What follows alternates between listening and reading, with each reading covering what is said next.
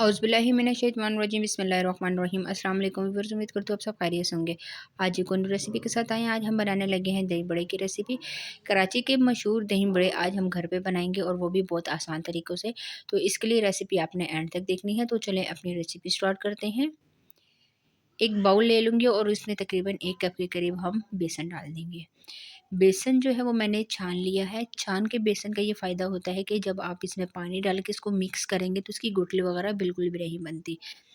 बेसन लेने के बाद अब मैं इसमें कुछ मसाले शामिल कर रही हूँ। हाफ़ टी स्पून मैं इसमें डालूँगी लाल मिर्च पाउडर, हाफ़ टी स्पून धनिया पाउडर, हाफ़ टी स्पून मैं इसमें नमक डाल रही हूँ, या अपने टेस्ट के बराबर आपने डाल लेना है।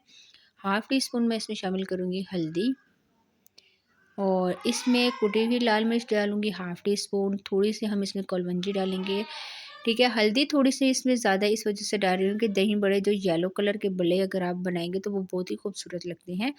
अच्छी तरह से मैं इन तमाम चीज़ों को मिक्स करूँगी और तकरीबन थोड़ा-सा मतलब कि 2 से 3 चुटकी के करीब मैं इसमें डाल दूँगी बेकिंग पाउडर। अगर आपके पास बेकिंग पाउडर नहीं है तो आप बेकिंग सोडा भी डाल सकते हैं खाने वाला। अच्छी तरह से हम इसको मिक्स कर लेंगे और थोड़ा-सा मैं अब इसमें ज़ीरा शामिल कर दूँगी। अगर आपके पास पिसा हुआ ज़ीरा है तो आप वो भी डाल सकते हैं। अब थोड़ा-थोड़ा पानी डालते जाएँगे और हम इसको मिक्स करते जाएँगे। बहुत ज़्यादा आपने पतला पेस्ट नहीं बनाना। पहले आपने थोड़ा-सा पानी डालना है और फिर उसके बाद मैं दोबारा इसमें पानी शामिल करूँगी और एंड में आपको बताऊँगी कि हमारा टोटल पानी कितना इस्तेमाल हुआ है इसमें।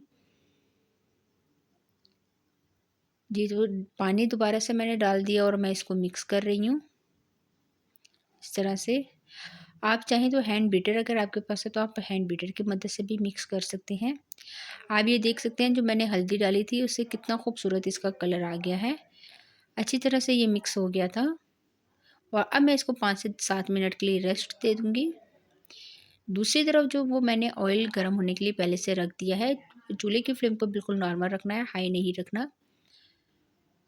जी, तो तकरीबन 5 से 7 मिनट गुज़र गए और हम अब बल्ले बना लेते हैं। इस तरह अपने चम्मच की मदद से छोटे बड़े जिस तरह जिस साइज़ में आपको चाहिए, ठीक है। लाज़मी नहीं है कि ये बहुत ज़्यादा गोल ही बने, क्योंकि बेसन के जो बल्ले होते हैं वो टेढ़े-मेढ़े थोड़े से बनते हैं, तो इसमें आपने परेशान बिल्कुल भी नहीं होना। लेकिन इस चीज़ का ख़्याल रखना है कि चूल्हे की जो फ्लेम है उसको आपने नॉर्मल रखना है। हाई रखेंगे तो ये ऊपर से ब्राउन हो जाएँगे, अंदर से ये कच्चे रहेंगे। जी, तो मैंने ये सारे डाल दिए और जैसे-जैसे ये नीचे से मतलब फ्राई हो रहे थे तो ये खुद ब खुद ऊपर आते जा रहे हैं और आराम-आराम से मैं फ़ोर्क की मदद से इसका साइड अप चेंज कर रही हूँ और तकरीबन मैं 2 से 3 मिनट दोबारा इसका वेट करूँगी, इसका कलर खूबसूरत सा हो जाए।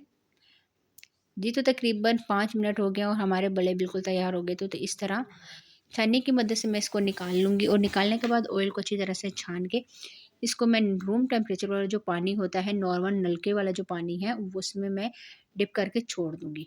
इसी तरह जो अब मेरे पास और ही इसका बैटर पड़ा हुआ है, हम इसके बल्ले तैयार कर लेते हैं। जी, तो ये दूसरा भी मैंने दूसरी दफ़ा भी इसमें डाल दिए हैं और इसी तरह आपने इसके ब्राउन होने तक इसका वेट करना है। और ये जब बन जाएँगे तो इसको भी मैं पानी में शिफ्ट कर दूँगी। जो सारे बल्ले हमारे तैयार हो गए थे, जो पहले वाले थे वो मैंने पानी से निकाल लिए। इस तरह आपने हाथ की मदद से प्रेस करना है और इसका पानी सारा निकाल के इसको एक प्लेट में रख देना है, इस तरह से। तो मैं तमाम जो बल्ले हैं वो मैंने इस तरह से ये रख दिए, आप देख सकते हैं। और अब आपने खूबसूरत सा कोई बाउल, कोई जिसमें आपने बल्ले सर्व करने हैं वो ले लेने हैं और नीचे हम बल्ले डालेंगे, इस तरह से। सारे बल्ले डालने के बाद अब हम इसके ऊपर जो दही की लेयर देंगे, तो दही जो है वो मेरे पास तकरीबन आधा किलो के करीब दही पड़ा हुआ है और इसमें 1 चम्मच भर के मैं चीनी शामिल कर दूँगी। सिर्फ़ हम इसमें चीनी डालेंगे, नमक वगैरह अभी कुछ भी मैं नहीं डाल रही क्योंकि हमने बल्लों में अच्छा ख़ासा नमक डाला हुआ है। अच्छी तरह फ़ोर्क की मदद से मैं इसको बीट करूँगी और आपने देखना है इसमें कोई गुठली वगैरह नहीं रहे। अच्छी तरह से ये जब थिक-थिक हो जाएगा तो हम इसके ऊपर ये डाल देंगे, इस तरह से। और अब ऊपर से मैं इसके चाट मसाला डाल दूँगी। इसकी खूबसूरती बढ़ाने के लिए आपके पास अगर घर में कोई चटनी, इमली की चटनी, हरी चटनी वगैरह पड़ी हुई है, वो डाल सकते हैं, लेकिन मैंने इसमें कुछ भी नहीं डाला, मुझे इस तरह सिंपल ये चाहिए थे। तो आज की ये फाइनल लुक है। उम्मीद करती हूँ कि आज की ये रेसिपी आपको ज़रूर पसंद आएगी। पसंद है तो लाइक और सब्सक्राइब करना ना भूलें। आज के लिए इतना ही, इंशाल्लाह नेक्स्ट वीडियो में आपके साथ मुलाकात होगी।